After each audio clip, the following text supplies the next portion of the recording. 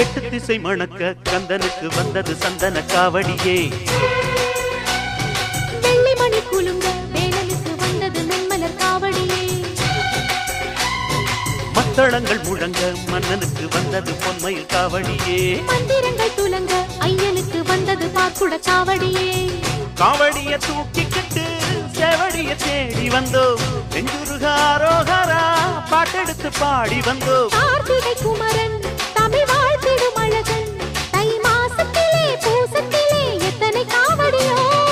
எந்த வேலு வந்தாலும் கந்த வேலி முன்னாலே சரணம் சரணம் சொல்லணும் சரணம்.